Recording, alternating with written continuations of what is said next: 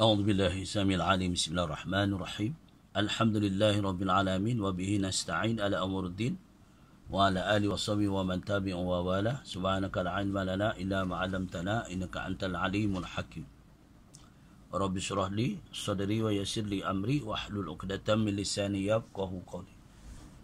InsyaAllah perkongsian pada pagi ini, hari ini dah masuk 26 Ramadan 1441 Hijriah. Kita dah berpuasa sebanyak, dah masuk hari ini 26 hari. Syawal tak lama lagi, 2-3 hari lagi. Ya. Ini saat-saat kegemilangan menunggu malam Lailatul Qadar. Jangan putus asa.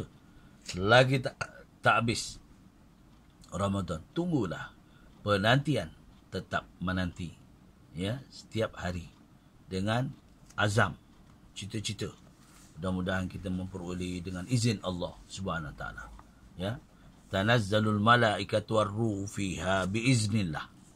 Tanazzalul malaikatu war-ruhu fiha biiznillah. Ya, dengan izin Allah Subhanahu Wa Taala. Para malaikat turun ke bawah beramai-ramai dan mengepakkan sayapnya. Sebab itu kalau berlakunya malam Lailatul Qadar, pada malam itu ulama mengatakan pada siangnya cuacanya redup kerana malaikat telah membentangkan sayapnya dan untuk naik ke atas dengan berpusu-pusu. Jadi dalam keadaan itu bukan sedikit malaikat yang turun dia. Ini yang berlaku kata ulama. Baik. Perkongsian pada hari ini ya Allah tentang adab kita kepada kedua ibu bapa. Ini penting. Saat-saat kita hampir menjelangnya bulan Syawal. Ada yang dapat balik, ada yang tak dapat balik. Jadi yang tak dapat balik pun jangan putus asa ya dalam keadaan kita ya PKP ni jadi kita kena faham. Maka ibu bapa pun yang di kampung faham kalau masih ada. Kalau tak ada, tu lain cerita.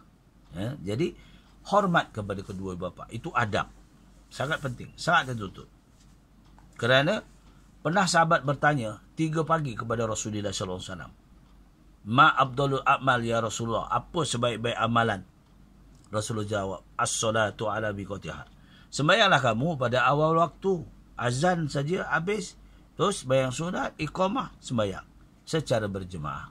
Esok pagi tanya lagi, ma afdalul a'mal ya Rasulullah? Ya, tak puas dia. Sedangkan Rasulullah dah beritahu, as-salatu ala miqatiha, tapi tak, pergi lagi esok pagi. Dia rasa mungkin tak cukup kot. Ya. Esok pagi tanya. Tapi Rasulullah bukan jenis marah. Rasulullah tenang je. Ya. Baik itu, esok pagi tanya, ma afdalul amal ya Rasulullah? Rasulullah jawab juga yang hari kedua, as-salatu ala miqatiha. Sembahyanglah kamu pada awal waktunya. Hari ketiga, dia datang lagi. Ya Rasulullah, lepas sembahyang, dia tunggu lagi di pintu tempat Rasulullah. Rasulullah selalu keluar daripada masjid selesai solat Isra'. Dia sembahyang, tunggu selesai solat. Ya. Masuk dia waktu suruf atau Isya'. Sembahyang Isra', barulah Rasulullah keluar balik ke rumah. Buatlah tugasan pada hari itu. Dia Rasulullah buat duha kadang-kadang, balik lagi. Itu sebab Rasulullah tinggal pun tidak dalam masjid. Baik. Hari ketiga, bila bertanya dengan Rasulullah, ma afdalul a'mal? Barulah Rasulullah jawab, pertama, as-salatu ala miqatiha. Hendaklah kamu sembahyang pada awal waktunya. Kedua, bi ta'ati fa abawai. Hendaklah kamu taat kepada kedua ibu bapa.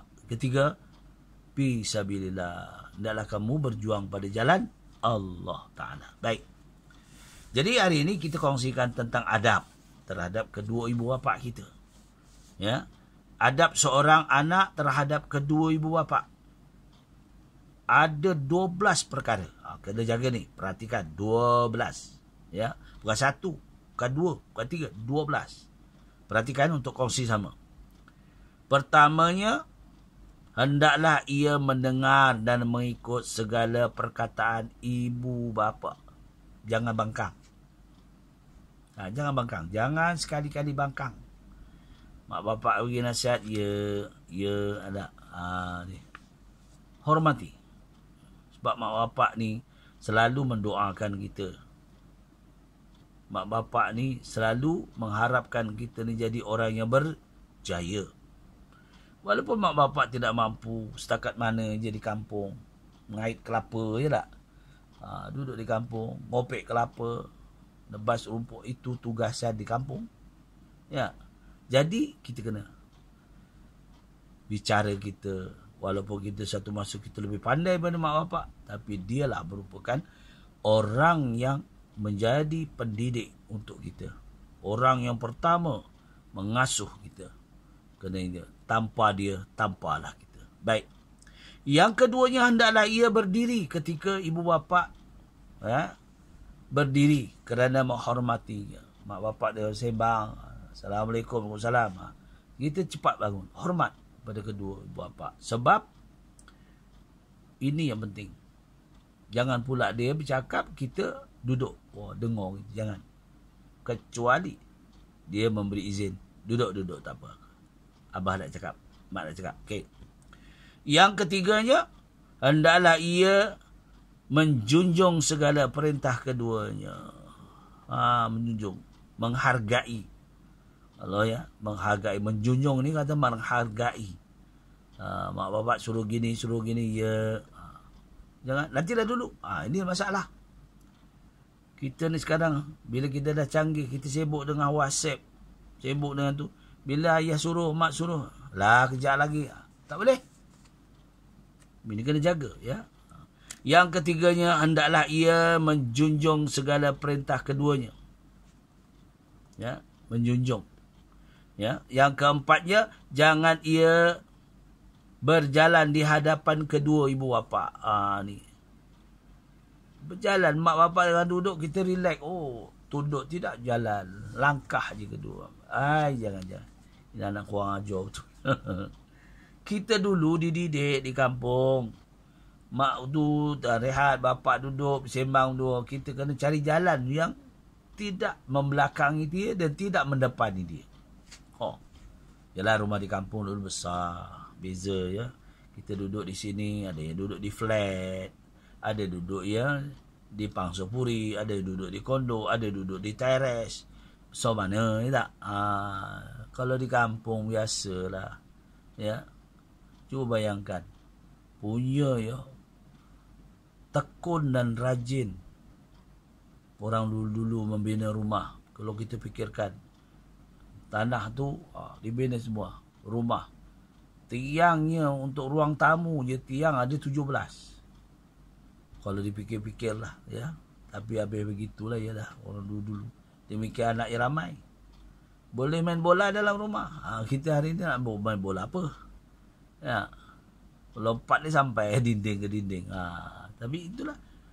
Tapi alhamdulillah ada rumah. Ada rumah. Tapi itulah. Kena berbeza sangat. Kita duduk tambah-tambah di kota raya. Di bandar-bandar. Kita duduk banyakkan duduk di flat. Di apa? PPR. Jadi kecil. Jadi, dalam keadaan ini yang sempit ni, kita kena waspadalah. Hormat orang tua macam mana. Jangan sampai kita langkah dia. Jangan duduk lalu depan dia. Ini jangan. Ini peraturan yang dibuat oleh ulama supaya kita jadi orang anak yang tidak menderhaka. Ni adab kepada orang tua. Ya. Jangan berjalan di hadapan, lalu lalang depan dia. Minta izin. Yang kelima, jangan ia mengangkat suara lebih tinggi daripada keduanya bila dia disuruh. Nanti dah dulu. Alasannya banyak. Jangan. Kecil hati orang tua. Kalau kecil hati orang tua, doanya semua kabul. Tuan-tuan, kita ni dah usia kerja. Yang keenam, hendaklah ia memperkenankan panggilan keduanya. Kalau orang tua dipanggil, kita datang. Ya, saya. Apa mak? Apa ayah? Jangan. Nantilah kejap. Tak dapat ke aku buat kerja? Aduh. Macamlah dia. Bos pula. Cubalah berhati kan. Itu mak bapak kita. Kalau tak ada dia asuh kita, dicampak je kita masa kecil kat sungai, mati kita. Inilah kita kena hormat. Sangat perlu ulama ni mengadakan kaedah atau cara kita menghormati kedua ibu bapa kita. Yang ketujuh, hendaklah ia sentiasa menuntut keredaan Allah untuk kedua ibu bapa. Menuntut, ya Allah, ampunilah dosa mak bapak, ya Allah, ya, minta. Sampailah hari ini, kalau mak bapak kita dah kembali ke rahmatullah, kita minta pada Allah. Nah, Rabbana hab lana min azwajina wa zurriyatina qurrata a'yun. Macam kita dah dengan sebagai pemimpin. Nah, Rabbana hab lana min zurriyatina. Rabbana hab lana bi pak abawai, kedua ibu bapa. Hab lana. Jadi kita doa kepada, ya Allah, kurniakanlah kesihatan kepada kedua ibu bapaku, kerahmatan kurniakanlah kepadanya, ya, keafiatan. Mudah-mudahan mak bapak kalau dia sudah balik ke rahmatullah, cucu dia rahmat, ya, ini namanya anak yang soleh, solehah, baik. Sampai dia yang ke-9, ya, yang ke-8nya, ke-8 hendaklah ia bersikap tawaduk, merendah diri. Selalu, ya, rendah diri kepada kedua bapa. Ya, cakap pun rendah diri. Ke-9, jangan ia menyebut-nyebut jasa yang telah dilakukan kepada kedua bapa. Kalau nak ikutkan jasa mak bapak tu tak terbalah, tak terbalah. Kita tak boleh nak balas banyaknya jasa dia daripada kecil sampai kita dewasa. Kita sekolah ke mana semua apa. Tu bayangkan. Apa nak kita pula nak jadi action pula kepada mak bapak. Ada di antaranya bersanggup, ya, hantar mak bapak. Sebab tu memang pepatah Melayu mengatakan, pepatah Melayu memang satu, jadi memang cerita, kalau anak 10 mak bapak boleh jaga. Macam mana PL perangai anak-anak. Tapi anak-anak 10 nak jaga mak bapak atau seorang tu, atau mak je tinggal, bergaduh, berkelahi. Sibuklah aku ada tu. Hai, inilah fitrah pada hari ini, dunia mutakhir. Dia tak sedar ke? Inilah yang kita khawatir, ya. Termasuk saya sangat khawatir.